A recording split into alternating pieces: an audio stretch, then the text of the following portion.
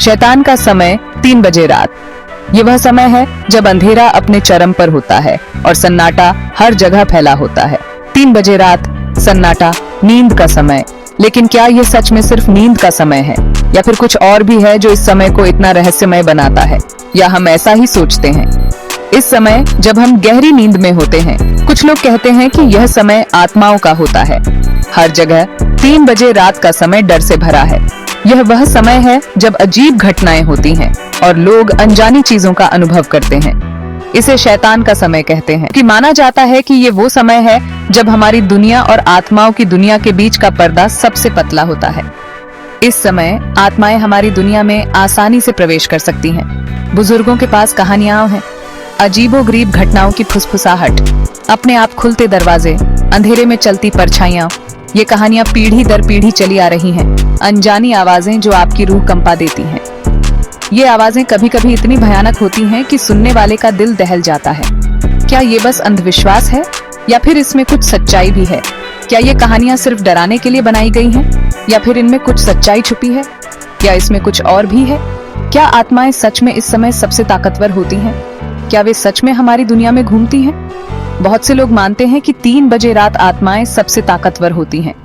वे इस समय अपनी पूरी शक्ति के साथ प्रकट होती हैं। दिन भर की भाग दौड़ से मुक्त वो आजादी से घूमती हैं। वे इस समय को अपनी मर्जी से बिताती हैं, बिना किसी बाधा के। उनकी ऊर्जा चरम पर होती है। वे इस समय अपनी पूरी शक्ति का प्रदर्शन करती हैं और तभी वो अपनी मौजूदगी का एहसास दिलाती हैं। यह समय रहस्यमय और डरावना होता है और शायद यही कारण है कि इसे शैतान का समय कहा जाता है। भूतिया ठिकाने जहां आत्माएं भटकती हैं। सभी जगहें एक जैसी नहीं होती।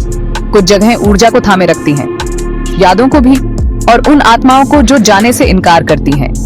पुराने घर, खंडहर अस्पताल, कब्रिस्तान, युद्ध के मैदान, ये वो जगहें हैं जहां इतिहास रुक सा जाता है, जहां जिंदा और मुर्दे कभी कभी मिल सकते हैं। उदाहरण के लिए गांव के किनारे का पुराना किला।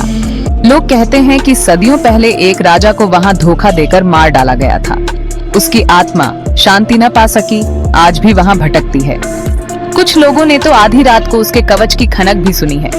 ये जगह धरती पर खुले जख्मों की तरह है, जहां दुनियाओं के बीच का पर्दा पतला है, जहां बेचैन मृतकों की आत्माएं आर पार जा सकती हैं बिना रोक टोक।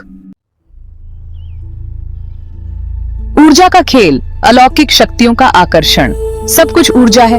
ये ऊर्जा हर जगह है, हर चीज में है और हर समय बदलती रहती है। ये हमारे चारों ओर बहती है, हमारे भीतर भी। आप, मैं, यहाँ तक कि जिस कुर्सी पर आप बैठे हैं, हर वस्तु, हर व्यक्ति, हर स्थान ऊर्जा से बना है। ये ऊर्जा स्थिर नहीं रहती, ये गतिशील है और ये हमारे अनुभवों और भावनाओं से प्रभावित होती है।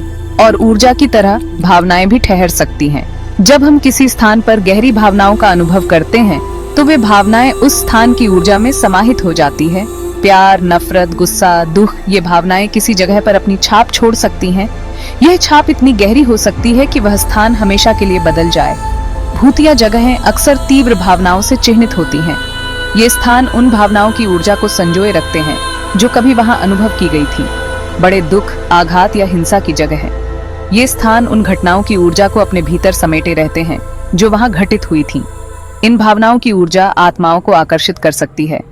आत्माएं जो इन भावनाओं से ताकत लेती हैं, वे उन स्थानों पर खींचती हैं। आत्माएं जो इन भावनाओं से ताकत लेती हैं, वे उन स्थानों पर रहती हैं जहां वे भावनाएं सबसे अधिक प्रबल होती हैं। ऐसी जगह के बारे में सोचें जहां कोई भयानक त्रासदी हुई हो। हवा भारी लगती है, ऐसा लगता है जैसे वहां की ऊर्जा आपको अपनी कहानी सुनाने की कोशिश कर रही हो। आपको रोंगटे खड़े हो जाते हैं। ये उस स्थान की ऊर्जा का प्रभाव है जो आपके शरीर और मन पर पड़ता है। आपको ऐसा लगता है कि कोई आपको देख रहा है। ये उस स्थान की ऊर्जा है जो आपको अपनी उपस्थिति का एहसास दिला रही है। ये उस जगह की ऊर्जा है जो आपसे बात कर रही है। ये ऊर्जा आपको उस स्थान की कहानी बताने की कोशिश कर रही है। और कभी कभी ये उन आत्माओं की ऊर्जा होती है जो वहां रहती हैं। वे आत्माएं जो उन भावनाओं से जुड़ी होती हैं जो कभी वहां अनुभव की गई थीं।